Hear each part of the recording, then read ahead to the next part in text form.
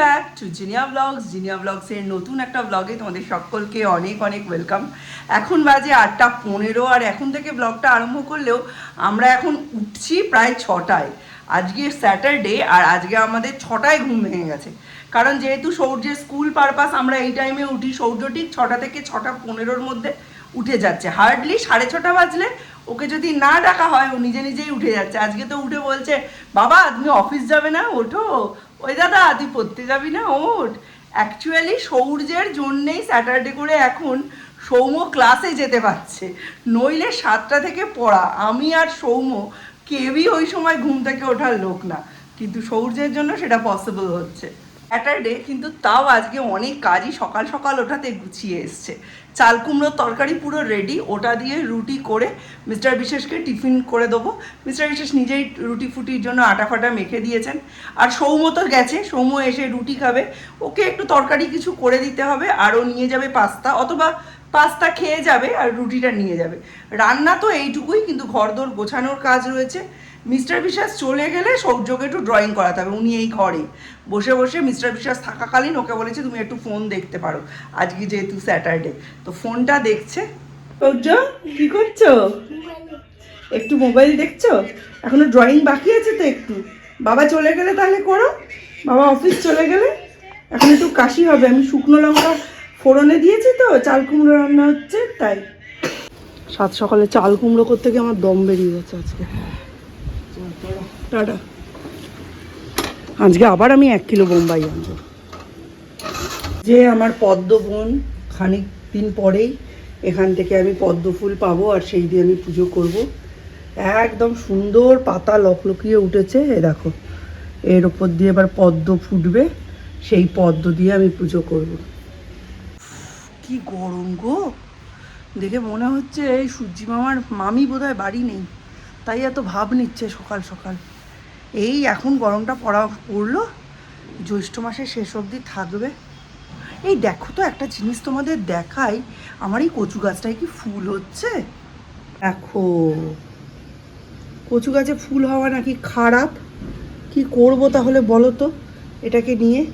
এটা তো ফুলই মনে হচ্ছে কচুর, তাই না? ফুলই তো। এই যে অ্যান্ড্রোসিয়ামটা বেরিয়ে আছে, কি জ্বালাতন বলো দেখি। এখন ফুল টুল হওয়ার কি দরকার ছিল? যুদ্ধ খেলা বড় মারাত্মক খেলা। হিন্দুরা আমরা তো বুঝি, পাকিস্তান না বুঝলে আর কি করব। এই যখন যেখানে সেখানে মিলিটারিরা যখন যাতায়াত করবে, আর্মির লোকেরা যখন যাতায়াত করবে, আপনাদের কাছে রিকোয়েস্ট, শুধুমাত্র কিছু ভিউজের জন্য, সেন্টসের জন্য, ডলার্সের জন্য তাদের গতিবিধিগুলোকে পাবলিক করে দেবেন না। অনেকেই তো থাকেন বর্ডার এরিয়ায়, হতেই পারে দেখলেন কিছু। আর অবশ্যই যদি পথে ঘাটে দেখা হয়, একটা স্যালুট করবেন আমার নাম নিয়ে। সূর্য খাবে এসো, টিফিন দিয়ে দিয়েছি। আর নতুন রং পেন্সিল বার করে দিয়েছি, ওটা নিয়ে যাবে। কড়াইতে প্রথমে 5 ফোড়ন, শুকনো লঙ্কা আর তেজপাতা দিয়ে দিলাম। এই সময়টা তোমরা ইচ্ছে করলে গোটা গরম মশলাও দিতে পারো। একটু চটকে আসুক, এরপরে দেব সবজি।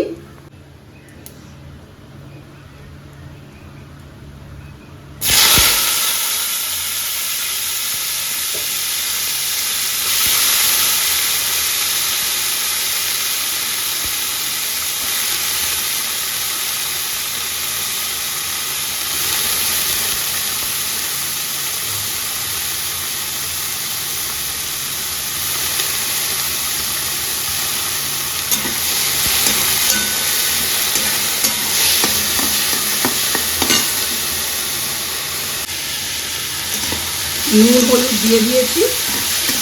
ভাত দেওয়ার পরে এর মধ্যে একটু পরিমাণে বেশি করে চিনি দেবো, লঙ্কাও দেবো, তবে এটা যেহেতু ওই ফ্রাইড রাইসের মতো করে করবো সেহেতু এর মধ্যে একটু চিনি দেবো।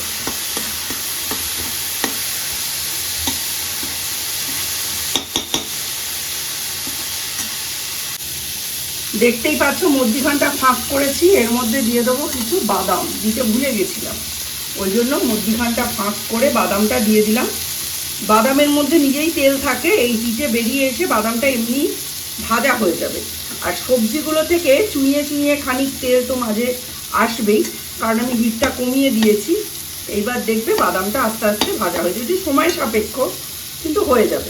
বাসি ভাত থাকলে না কেউ খেতে চায় না, আমি আর সৌম্য ছাড়া। ওই জন্য একটু মুখ বদলে তো খেতে হবে, ওই জন্য এটা দিয়েই বানাচ্ছি। ভাতটা দিয়ে দিয়েছি, চলো মিশিয়ে নিই।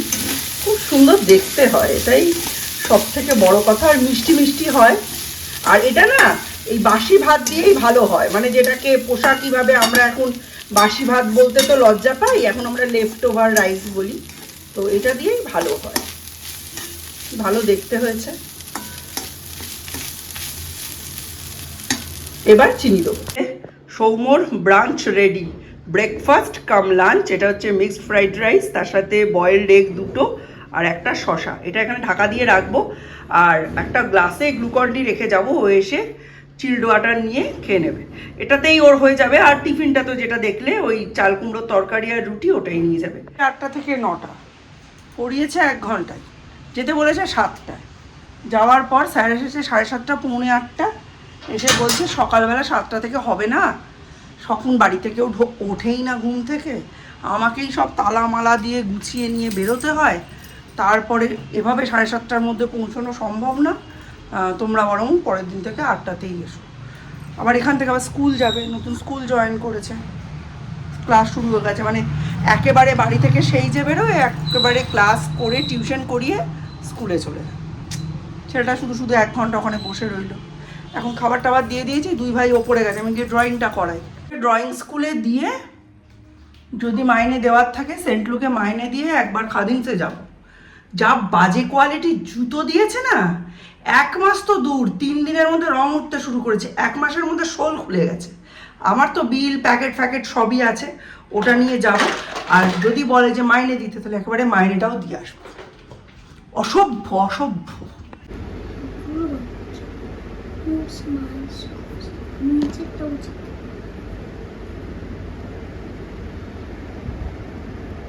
যে রোদ্দুর দেখো খালি, এই বেরোবো বেরোবো করছিলাম কদিন ধরেই। সন্ধ্যের দিকে ওকে পড়াতে বসাই, জিমে যাই, আমার আর বেরোনো হয় না। আজকে বেরিয়েছি, এই যে হাতে বিল, আর এই যে এটার মধ্যে জুতোর ব্যাগটার মধ্যে বিল নিয়েছি, আর এই হচ্ছে জুতো।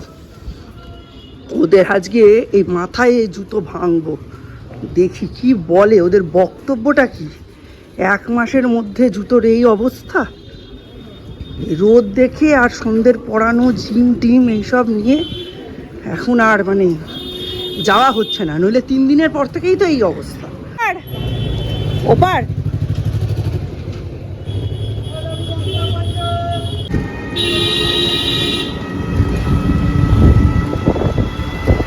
আজকে যত রোদ্দুরই হোক, ওদের আজকে আমি টাক ফাটাবো।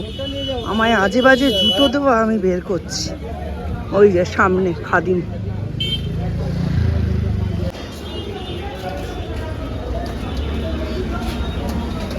কত করে গো পেয়ারা? 230 টাকা দাও। 1 কিলো দাও। 1 কিলো না, 500 দাও। তো পাবো কয়েক, সবে উঠলো। 1 কিলো তাই 70ই? 93 টাকা ছিল, 90 টাকা। আচ্ছা, কত ডিগ্রি আছে?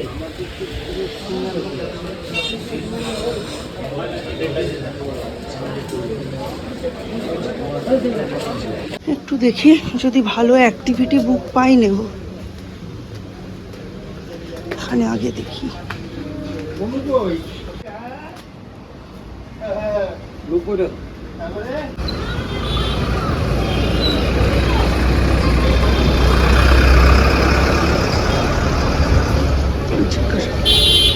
ওপার ওপার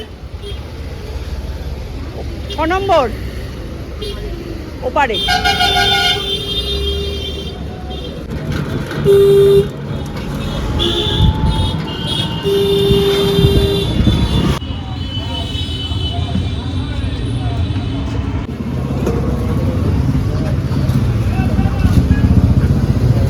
বেরোলেই পয়সা খরচা। 500 গিয়ে নিলাম, পেয়ারা 60 টাকা, আর ওইদিকে 1 কিলো হিমসাগর পেয়েছি খুব ভালো, ওটা নিল 70 টাকা করে, এখন কেজি যাচ্ছে 70 টাকায় নিল। হিমসাগরে আর কি দরদাম করব, যে কদিন পাওয়া যায়, জ্যৈষ্ঠ মাস অবধি পাওয়া যাবে, ওই কদিন খাবো। পুজোর হয়ে গেছে গো।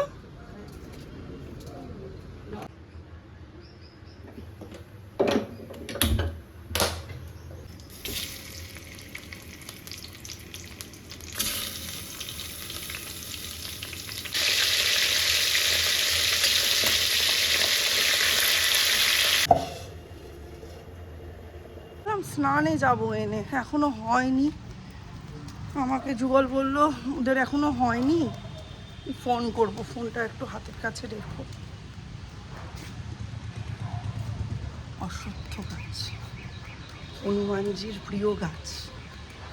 13ই মে আসছে সামনে, ওই দিন যদি সন্ধ্যাবেলা আটার প্রদীপ জ্বালাতে পারো, আর 11টা অশ্বত্থ পাতায় 11টা চন্দন দিয়ে, গেরুয়া চন্দন, মেটে চন্দন দিয়ে রাম নাম লিখে যদি ওই মালাটা পরাতে পারো, এবং একই আসনে বসে 11 বার হনুমান চালিসা পড়তে পারো।